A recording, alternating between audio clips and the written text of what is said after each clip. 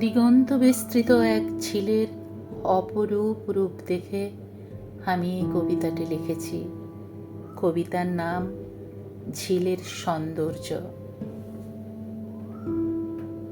ধরার মন কাড়ারূপ দেখবি যদি, ছুটে যারে তোরা ওই ঝিলের ধারে।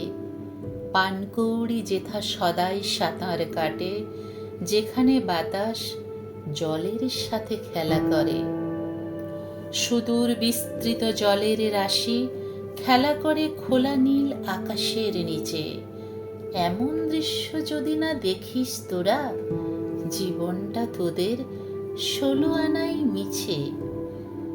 নীল আকাশ যবে হয় একাকার, গভীর নীল ওই জলাশয়ের সাথে, মনে হয় যেন নীল আকাশ চুমে ওই জলাশয়ে, কখনো দিবায় কভু পারাতে।